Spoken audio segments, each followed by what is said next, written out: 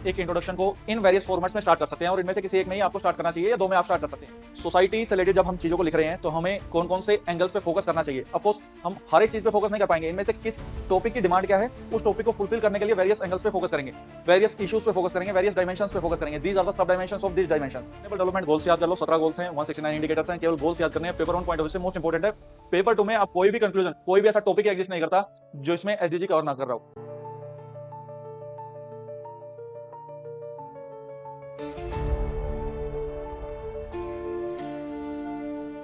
जय हिंद everyone, welcome back to AVKS academy. मैं नवीन शोगन एक बार फिर से स्वागत करता हूं एवीकेएस इस प्लेटफॉर्म पे। जो हमारी पेपर 2 की सीरीज है ये उसका तीसरा लेक्चर है और थंबनेल से आपको आइडिया आ ही गया होगा कि हम इस लेक्चर में वेरियस टाइप्स ऑफ डायमेंशंस को डिस्कस करेंगे। इसके अलावा जो इनिशियल 2 लेक्चर्स में हमने इन चीजों पे फोकस किया है कि यूपीएससी हमसे क्या डिमांड करती है, पेपर 2 को कैसे टैकल करना है, क्या डोंट्स है, क्या डूज हैं, इन चीजों पे कैसे फोकस करना है और हम हमारा स्कोर जो स्टूडेंट्स का हम देखते हैं जनरली 50-60 नंबर आके रह जाते हैं उसको कैसे 100 तक पहुंचा सकते हैं। अगर आपने उन वीडियोस को नहीं देखा है तो प्लीज पहले जाके उनको देखिए, क्योंकि उन वीडियोस के कंप्लीशन के बिना इस वीडियो का जो पर्पस है वो फुलफिल नहीं हो पाएगा। वीडियो लंबी रहेगी क्योंकि कॉम्प्रिहेंसिव वे में चीजों को बात करूंगा, डिस्कस करूंगा। इंट्रोडक्शन कैसे लिखना है उसके बारे में बात करूंगा, बॉडी कैसे लिखनी है उसके बारे में बात करूंगा, कंक्लूजन कैसे लिखना है उसके बारे में बात करूंगा। और जो हमने देखा था कि basic necessity is the skill and the skill is about thinking, structure making. तो आज के लेक्चर से ऐसा नहीं कि आप सब कुछ सीख जाओगे, ऐसा नहीं होगा। पेपर 2 जब मैं ऑफलाइन पढ़ाता हूँ या ऑनलाइन हमारे कोर्सेज में पढ़ाता हूँ, मोर देन लगभग 90 आवर्स या 100 आवर्स तक मैं अकेला पढ़ाता हूँ। लगभग 100 घंटे के आसपास मैं अकेला पढ़ाता हूँ। इसके अलावा विनय इंग्लिश सर, इसके अलावा शशांक सर, इनका कंट्रीब्यूशन अलग से है। तो आप इस बात से आइडिया लगा सकते हो कि एक लेक्चर से आप सब कुछ नहीं सीख सकते, लेकिन कुछ चीजें ऐसी हैं जो कोर चीजें हैं उनको मैं इन लेक्चर्स में समराइज करने की कोशिश करता हूँ, which are very very essential for दो students who are doing self study. तो मुझे बस आपका यही साथ चाहिए कि जो स्टूडेंट्स वीडियो लास्ट तक कंप्लीट कर दे रहे हैं वो कंप्लीटेड लिखे। आप अपनी तरफ से कुछ पॉजिटिव फीडबैक या कुछ एरिया ऑफ इंप्रूवमेंट बताना चाहते हैं तो उस पर बात करेंगे। अगर वो प्रैक्टिकली पॉसिबल हो पाएगा तो उसको इम्प्लीमेंट करने की कोशिश करेंगे। इस सीरीज में लगभग 20 सेशंस आएंगे, चाहे आपका एस्से का पार्ट है, आर्गुमेंट का पार्ट है, रिपोर्ट राइटिंग का पार्ट है, और हम तीनों टीचर्स इसमें कंट्रीब्यूट करेंगे। चाहे मेरे सेशंस हैं, विनय इंग्लिश सर के सेशन है और शशांक सर के सेशन है। तो ये सीरीज विद टाइम जो हमने प्लान की है आती रहेगी। इसके अलावा बहुत सारे स्टूडेंट्स के कुछ कमेंट थे लास्ट वीडियोस में कि sir evolution of international relations पे कुछ बात कीजिए। तो मैं आपको बता दूं, एक बार फिर से आप रीथिंक कर लीजिए और कमेंट सेक्शन में मुझे कंफर्म कीजिए इस चीज को कि इंटरनेशनल रिलेशंस पे मैं वीडियो तो बना दूंगा दोस्त।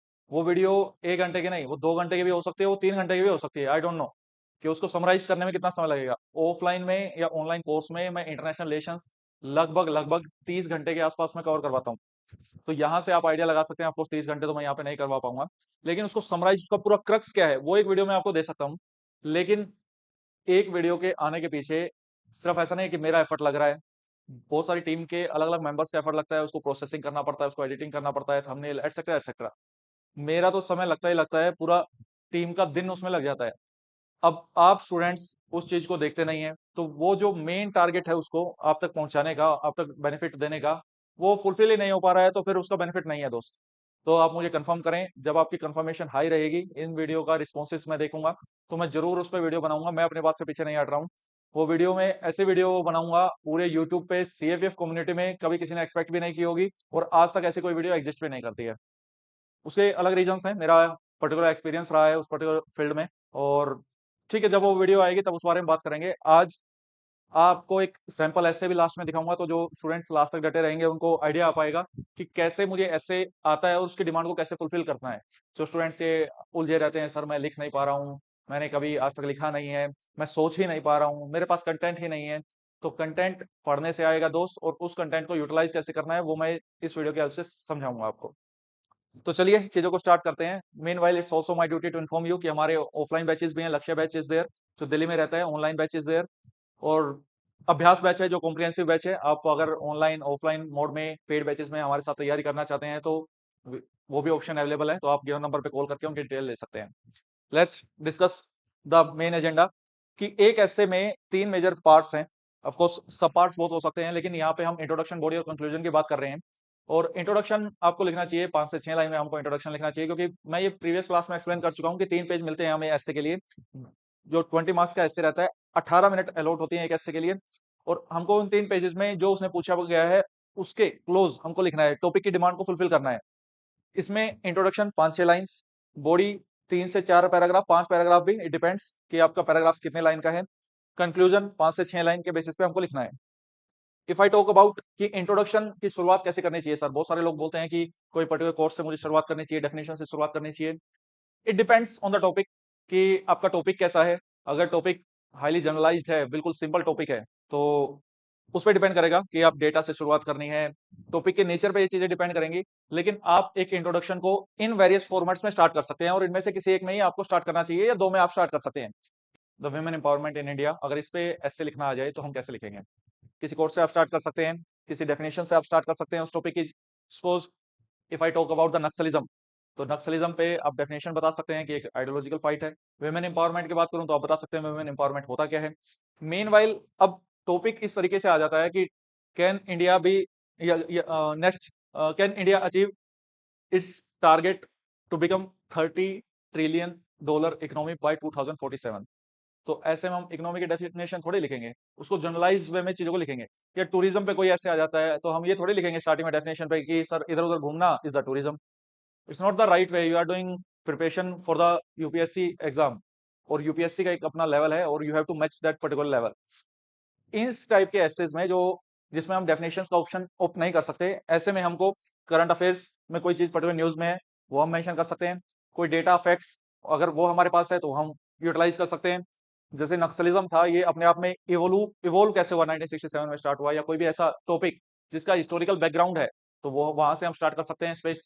स्पेशल जैसे इंटरनेशनल रिलेशंस की बात करें तो जनरलाइज स्टेटमेंट के फॉर्म में भी कर सकते हैं, और हिस्टोरिकल इवोल्यूशन के फॉर्म में भी कर सकते हैं, और मल्टी डायमेंशंस को टच करते हुए भी कर सकते हैं।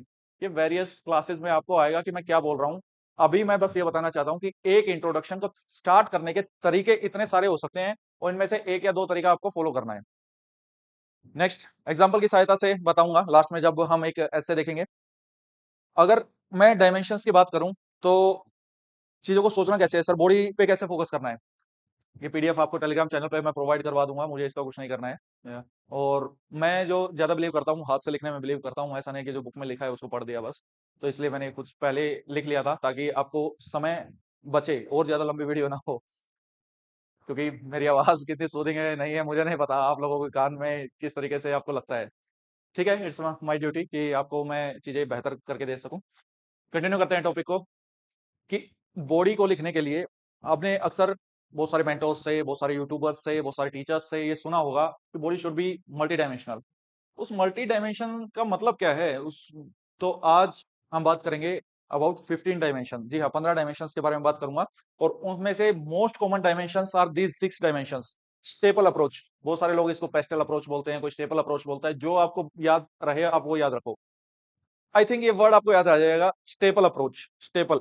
अब स्टेपल की फुल फॉर्म क्या है कि सोशोलॉजिकल अप्रोच तो सोसाइटी की बात होगी, टेक्नोलॉजी की बात होगी, एडमिनिस्ट्रेशन की बात होगी, पॉलिटी की बात होगी, लीगल की बात होगी, इकोनॉमिक की बात होगी। This is the full form of STEPLE approach. There are various types of approaches to write and particular essay, किसी भी एक ऐसे को लिखने के लिए अलग अलग अप्रोचेस हो सकते हैं, फिर कभी किसी क्लास में डिस्कस करेंगे। तो आज हम मल्टी डायमेंशनल अप्रोच पे फोकस कर रहे हैं, और उसमें हमने देखा कि core is the staple approach. Sir ये क्या है, 5 मिनट में समझ में आ जाएगा। सोसाइटी से रिलेटेड जब हम चीजों को लिख रहे हैं तो हमें कौन कौन से एंगल्स पे फोकस करना चाहिए। ऑफ कोर्स हम हर एक चीज पे फोकस नहीं कर पाएंगे, इनमें से किस टॉपिक की डिमांड क्या है, उस टॉपिक को फुलफिल करने के लिए वेरियस एंगल्स पे फोकस करेंगे, वेरियस इश्यूज पे फोकस करेंगे, वेरियस डायमेंशंस पे फोकस करेंगे। These are the sub dimensions of this dimensions, जैसे कि education, health, social security, identity, family. Technology की बात करें तो एक्सेस, वल्नरेबिलिटी, इंफ्रास्ट्रक्चर। एडमिनिस्ट्रेटिव की बात करें तो data, institution, corruption, coordination. Political की बात करें तो पॉलिसीज, पॉलिटिकल पार्टिसिपेशन। लीगल की बात करें laws, constitutional provisions, supreme court, honourable supreme court के वर्डिक्ट्स। इकोनॉमी की बात करें तो job, skills, poverty trap. Sir ये क्या है, कुछ समझ में नहीं आ रहा है? अभी समझ में आ जाएगा दोस्त। अब एक पॉइंट सोचो नॉर्मली कि हमें कोई ऐसे लिखना है, वुमेन से रिलेटेड है, वुमेन एम्पावरमेंट से रिलेटेड हमें कोई ऐसे लिखना है, या तो हमें हमें बॉडी के पॉइंट सोचने हैं। तो हम क्या पॉइंट सोचेंगे? सोचिए आप, आपके माइंड में क्या क्या पॉइंट्स आ रहे हैं। मोस्ट ऑफ द टाइम अब वीडियो को पॉज करके सोचिए ताकि मैं कंटिन्यू रखूं। अब ऐसा सही नहीं लगेगा कि मैं बीच में स्टॉप हो जाऊं और आप सोच रहे हैं। तो देखिए आपके माइंड में क्या पॉइंट्स आ रहे हैं, आप उसको नोट डाउन कीजिए। और अब मैं जो बोलने जा रहा हूँ, क्या इस तरीके के पॉइंट्स आपके माइंड में आए हैं? और अगर आए हैं तो आप बिल्कुल सही डायरेक्शन में हैं, और अगर इतने ऑर्गेनाइज्ड पॉइंट्स आपके माइंड में नहीं आए हैं तो आपको इस पे काम करने की नीड है। तो अब मैं बोलता हूँ कि विमेन एम्पावरमेंट पे विमेन आज के समय में कुछ चैलेंजेस फेस कर रही हैं। What are those challenges? अब सोचिए, those challenges are the sociological challenges, जिसमें उनको लैक ऑफ एजुकेशन है, लैक ऑफ हेल्थ फैसिलिटी है, लैक ऑफ सोशल सिक्योरिटी है, they have no identity. On family side they have family burden. बहुत हम बोलते हैं ड्यूल फैमिली या ड्यूल रिस्पॉन्सिबल सिंड्रोम है उन पे, ए काइंड ऑफ मैटरनल, और जो बाद में शादी के बाद है वो हस्बैंड वाली फैमिली, दोनों की रिस्पॉन्सिबिलिटी का बर्डन रहता है, ड्यूल फैमिली बर्डन। टेक्नोलॉजी की बात करें तो they have very limited access, they are vulnerable, क्योंकि डिजिटल डिवाइड इतना ज्यादा है, टेक्नोलॉजिकल एक्सेस नहीं है, स्टेम में रिप्रेजेंटेशन नहीं है, और दे हैव नो इंफ्रास्ट्रक्चर, कोई ऐसा इंफ्रास्ट्रक्चर भी नहीं है, they don't have particular laptops, mobile phones. आप जो इस वीडियो में देख रहे हैं उनकी बात नहीं हो रही है, आप रूरल एरिया पे फोकस कीजिए, उनको सोचिए उसके बारे में, जब एक घर में एक ही फोन है और सारे उसी से देखते हैं, और वो भी जरूरी नहीं है कि सबके पास इतना इंटरनेट हो, सबके पास इतना अच्छा फोन हो, X Y Z. Administrative level पे प्रॉपर डेटा ही नहीं है चीजों का। चैलेंजेस है, these are the challenges. Institutions नहीं है, इंस्टीट्यूशंस हैं तो empower नहीं है, जैसे National commission for Women, it's a statutory body, not the constitutional body. corruption is there is a lack of coordination among the ministries, agencies। Political level पे policies नहीं है तो सही से इंप्लीमेंटेड नहीं है, पॉलिटिकल पार्टिसिपेशन नहीं है। 2024 की बात करें तो वुमेन का पार्लियामेंट में केवल 14% रिजर्वेशन है, आपने 33% ऑन पेपर तो दे दिया, लेकिन है कितना असल में? सेम विद द, आप पंचायती राज में बोल रहे हैं कि विलेज लेवल पे 33% रिजर्वेशन होना चाहिए वुमेन का, ठीक है, लोकल गवर्नमेंट में, लेकिन सरपंच पति का कॉन्सेप्ट भी साथ के साथ चल रहा है दुनिया में। जो Panchayat web series is the best example of this particular point। Legal level पे there are some laws, like we know about the domestic violence act 2005 का। There are constitutional provisions, yes, article 14 is there, article 15 is there, article 16 is there, article 21 is there, article 23 is there. also we have fundamental duties, also we have DPSP like article 39, article 42। these are the constitutional provisions to safeguard the women, to empower the women, but some issues are there। क्या उनकी implementation नहीं है? Honourable supreme court की verdicts हैं, Vishakha guidelines is there, multiple verdicts हैं जहां पे women की राइट टू चॉइस पे, हादिया केस इज देयर 2017 का, कि राइट टू चॉइस पे फोकस किया है, राइट टू प्राइवेसी पे फोकस किया है, but still marital rape is a biggest disputable issue है भारत में आज भी। Economy, job, skills, poverty trap. अब they don't have financial independence, that's why they are dependent on their husband, और all things are interrelated, सब interrelated है। वो financially independent नहीं है, तभी तो कोई उसको अवेयरनेस नहीं है, वो जॉब पे नहीं जा रही है, बाहर सोसाइटी में नहीं जा रही है, और वो आवाज नहीं उठा रही है against the domestic violence etcetera etcetera, तभी वो डबल फैमिली का बर्डन उठा रही है। All things are interrelated. Sir ये तो कंटेंट दे दिया आपने, सोचने की बात तो बताई नहीं। सोचने की बात ये है दोस्त, अब ये मैंने आपको बताया, दीज आर द चैलेंजेस जो वुमेन फेस करती है, बट गवर्नमेंट क्या कर रही है? गवर्नमेंट इन्हीं चैलेंजेस को तो एड्रेस करने की कोशिश कर रही है। तो नेक्स्ट जो पैराग्राफ बनेगा वो भी इन्हीं के बेसिस पे बनेगा, जैसे कि various schemes are there, government की वेरियस स्कीम्स है, जैसे जो PM Matritva Vandana Yojana is there, dedicated women पे फोकस करती है, उनकी हेल्थ पे फोकस करती है। पोषण अभियान इज देयर, हेल्थ पे फोकस करती है। जो सुरक्षा समृद्धि योजना, जो कन्या सुरक्षा योजना, या उज्ज्वला योजना, वुमेन से रिलेटेड जितने भी स्कीम्स हैं, dedicated ministry is there, 33% reservation का concept is there, various articles is there. Digital divide करने के लिए स्टेम में पार्टिसिपेशन इज देयर, बढ़ाने की कोशिश करते हैं, रिजर्वेशन देती है, स्कॉलरशिप देती है। जितने भी डेटा कलेक्शन पे फोकस करती है, इकोनॉमिकली इक्वल रिम्यूनरेशन एक्ट है 1976 का, ताकि वो ना हो, मैटरनिटी बेनिफिट एक्ट है 2017 का। तो ये सारे acts means there are, government is doing something, ऐसा नहीं, वी कांट से कि गवर्नमेंट कुछ नहीं कर रही है, कभी नहीं बोल सकते हम। Various incentive schemes are there to protect the women, उनकी सेफ्टी सिक्योरिटी, डेडिकेटेड महिला थाना है, एग्जिस्ट करता है, महिला ई हार्ट है, ताकि बिजनेस ओरिएंटेड वो चीजों पे फोकस कर सके।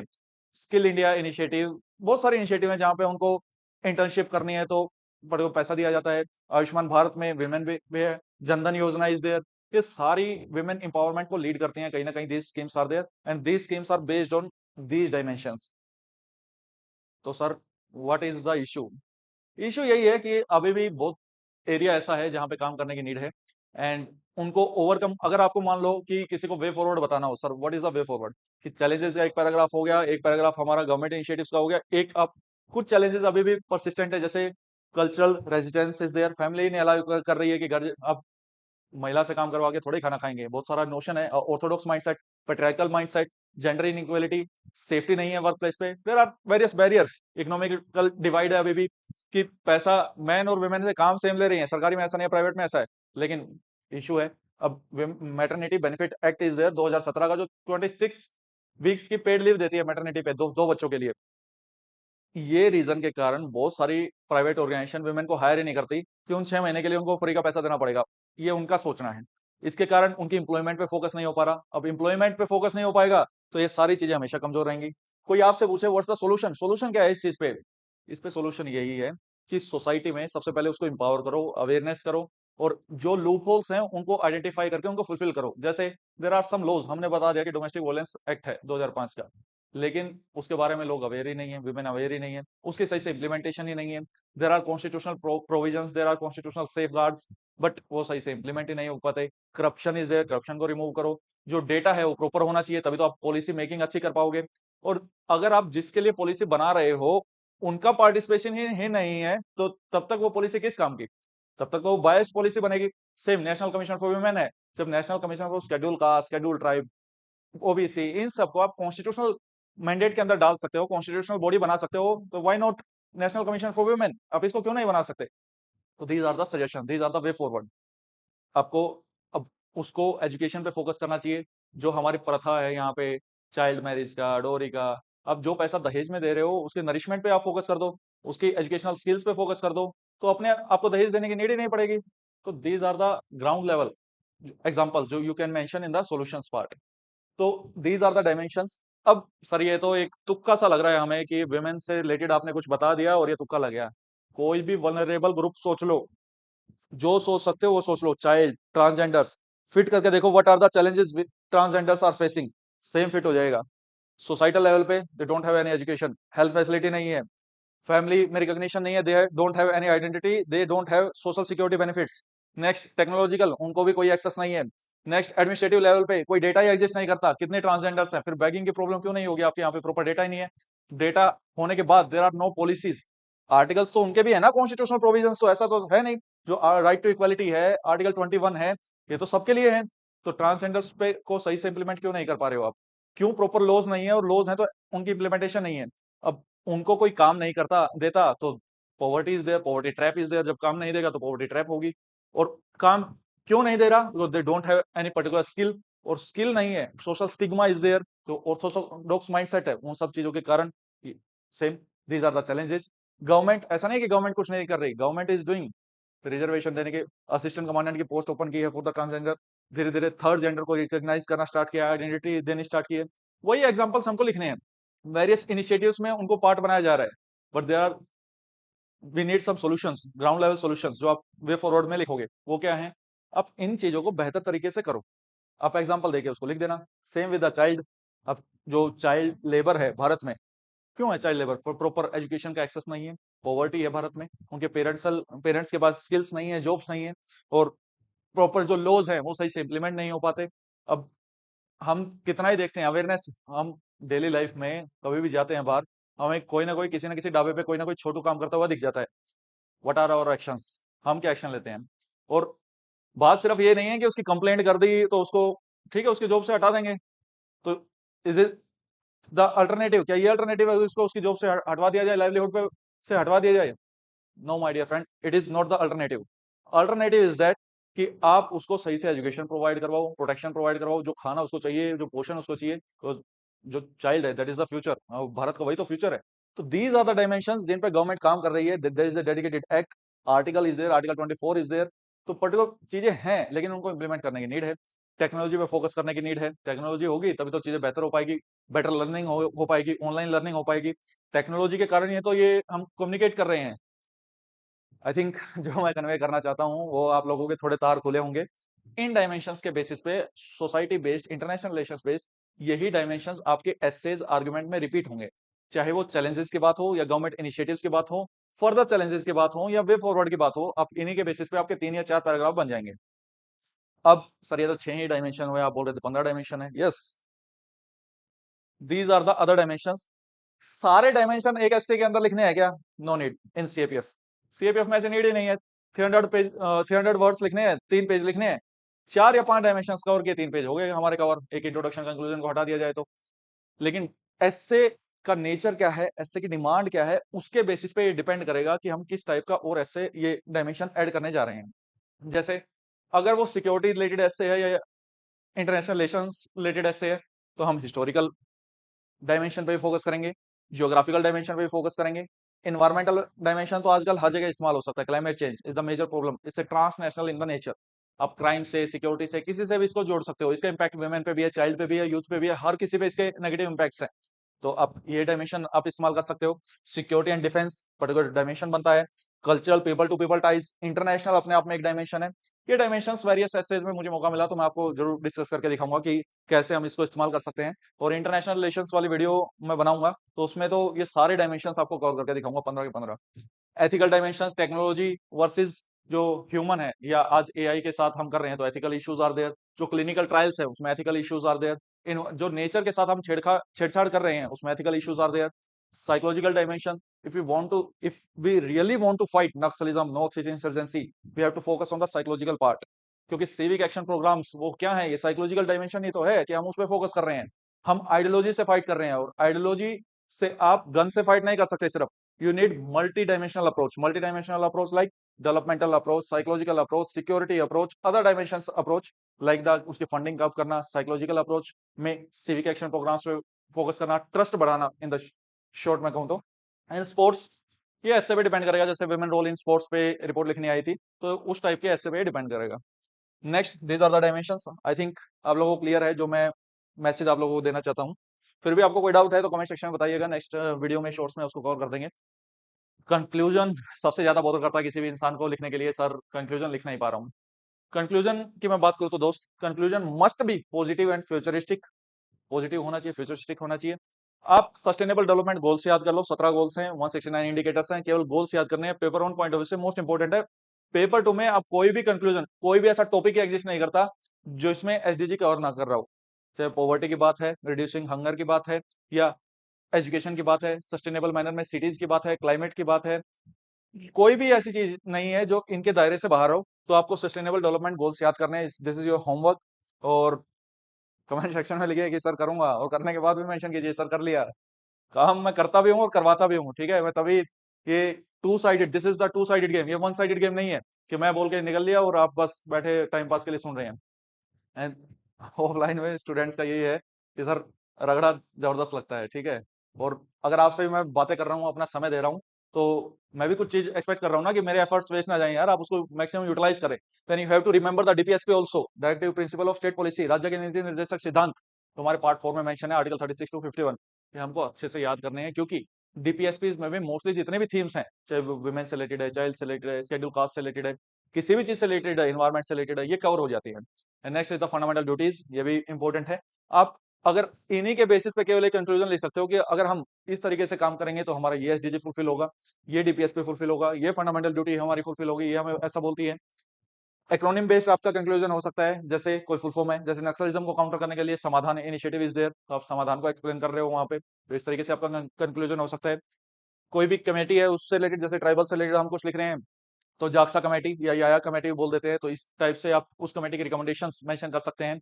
या जीवन रेड्डी कमेटी, अगर हम पुलिस रिफॉर्म्स या बहुत सारी चीजों से रिलेटेड है कि आप वेरियस कमेटीज की रिकमेंडेशन के बेसिस पे, ये थोड़ा जब स्टूडेंट को पेपर वन की अच्छी खासी नॉलेज है वो तभी इस टाइप के लिख पाएगा। अदरवाइज आप सबसे, अगर आपको कुछ समझ में नहीं आ रहा है इनसे, तो आप ऊपर जो लिखा है उन कीवर्ड्स को उठा के समराइज करने की कोशिश करो। तो ये हुआ introduction, body and conclusion. Now it's time to show you the example, the women empowerment in India. अगर इस पे ऐसे लिखना आ जाए तो हम कैसे लिखेंगे। सबसे पहले इंट्रोडक्शन की बात करें तो कोर्ट से भी बात कर सकते हैं। जैसे जवाहरलाल नेहरू जी ने कहा था कि अगर आपको किसी कंट्री को सच में देखना है ना, तो उस कंट्री की वुमेन की कंडीशन को आप देख लीजिए, उस कंट्री का आइडिया आ जाएगा आपको। इस तरीके की किसी कोर्ट से आप स्टार्ट कर सकते हैं। आप इस बात से स्टार्ट कर सकते हैं कि women empowerment is important as well as it's challenging to achieve. ये इंपॉर्टेंट भी है और चैलेंजिंग भी है। मेन वाइल आप बताएंगे वुमेन एम्पावरमेंट होता क्या है। वुमेन एम्पावरमेंट इज कि वुमेन को अपॉर्चुनिटीज प्रोवाइड करवाना, वुमेन को इक्वलिटी प्रोवाइड करवाना। किस लेवल पे, हर एक लेवल पे, इकोनॉमिकल लेवल या डायमेंशन, वेरियस डायमेंशन आप मेंशन कर सकते हैं। सोशल डायमेंशन आप इसमें मेंशन करेंगे, कल्चरल डायमेंशन आप इसमें मेंशन करेंगे, पॉलिटिकल डायमेंशन आप इसमें मेंशन करेंगे। वेरियस लेवल्स पे, इंडिविजुअल लेवल पे, सोसाइटी लेवल पे, नेशनल लेवल पे, इंटरनेशनल लेवल पे, this is the women empowerment. In short कहूं तो वुमेन डिसीजन मेकिंग में उसकी सेइंग हो, और हर एक डिसीजन में उसकी सेइंग हो। वो कब होगी? जब उसका पार्टिसिपेशन रहेगा। तो इस तरीके से आप इंट्रोडक्शन लिख सकते हो। नेक्स्ट, इसको बॉडी से कैसे मेंशन करें? तो आप ये बताएंगे कि वुमेन का जो रोल है किसी भी कंट्री की ग्रोथ के लिए, वो काफी इंपॉर्टेंट है। और नेक्स्ट इमीडिएटली हम नेक्स्ट पैराग्राफ पे शिफ्ट हो जाएंगे कि इंपॉर्टेंस ऑफ वुमेन एम्पावरमेंट। और इंपॉर्टेंस क्या है? स्वामी विवेकानंद जी ने कहा था कि a bird can't fly with a single wing. एक पक्षी, कोई भी एक पक्षी एक पंख के साथ अच्छे से नहीं उड़ सकता। तो हाउ वी कैन एक्सपेक्ट कि any country can grow without the participation और contribution of its about 50% of population. जब तक वुमेन का हमारे यहाँ पे पॉपुलेशन है ऑलमोस्ट 50%, जब तक उनका कंट्रीब्यूशन ही नहीं रहेगा तो कैसे हम ग्रो कर पाएंगे, कैसे हम डेवलप नेशन बन पाएंगे? जो हमारा विकसित भारत 2047 का टारगेट है, वो कैसे अचीव हो पाएगा?